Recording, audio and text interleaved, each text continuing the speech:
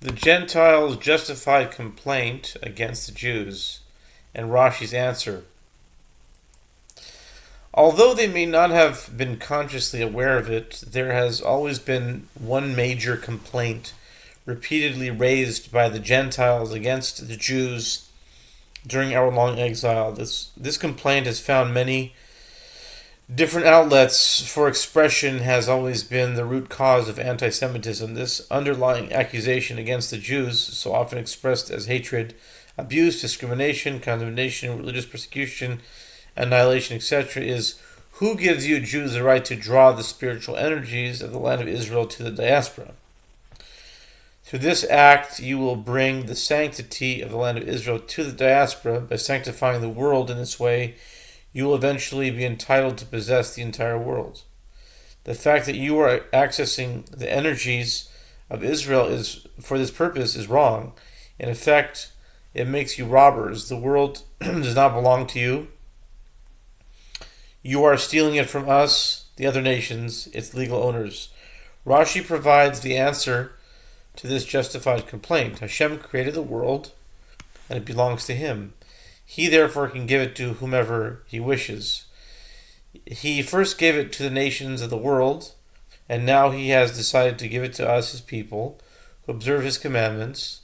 As the verse says, the power of Hashem's works, the miracles of nature, which demonstrate that He created the world and indicate that He is its owner and master. He told His nation, the Jews, He instructed them to sanctify the world by observing the commandments in order to give them an inheritance of the nations, the entire world. Psalms 111:6.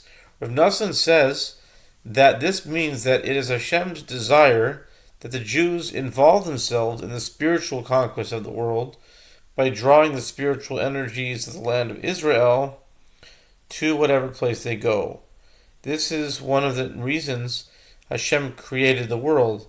It is also one of the reasons why, at Hashem's command, the Jews carried the tabernacle wherever they traveled, from the desert to the land of Israel. By this, Hashem wanted to signify that He gave us the power to sanctify and conquer the entire world, from the lowest levels of the earth, the snake and scorpion infested wastelands of the desert, to the sacred holy land and all the lands in between. Torah vivifies and is the blueprint of the world. In the Shulchan Aruch, the Code of Jewish Law, it says, upon the conclusion of one's prayers, he should go to the study hall to learn Torah. He then should go about his occupation to earn a living, because any Torah study that is not accompanied by an occupation is destined to become neglected or abolished and is a root cause of sin. Shulchan Aruch Orach Chaim 155.1 and 156.1. In associating prayer, Torah study, and earning a living, the Shulchan Aruch implies that they have a common denominator. Rav Nassan explains, the verse says, so said Hashem, if not for my covenant of day and night, our sages says this refers to Torah, which was given as a part of the covenant, and which must be studied both day and night, as in, you shall meditate in the Torah day and night, Joshua 1:8. The statutes of heaven and earth I would not place. Said Rabbi Eliezer, based on this verse, were it not for the Torah, heaven and earth would not endure. Talmud Pesachim 68b. Jeremiah 33:25. This means that the Torah accesses spiritual energies of life, which vivifies the world. It follows that if a person stops studying Torah even for a single moment, he should be cut off from his life and expire. This point poses several important questions. What enabled the world to exist before the Torah was given?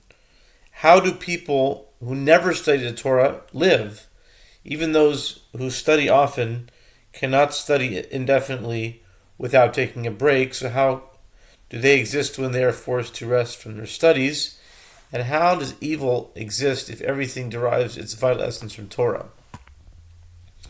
Our sages tell us that Hashem created the Torah before He created the world.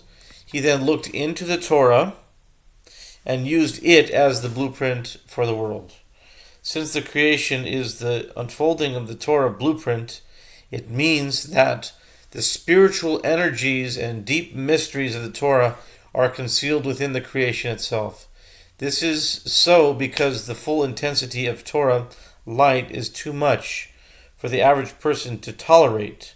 Rabbi Nachman of Breslov says that the concealing the Torah within the world was an aspect of Hashem's unconditional kindness, derived from the chamber of unconditional gifts. It was this unconditional kindness which enabled the world to exist for the more than 2,000 years prior to the giving of the Torah.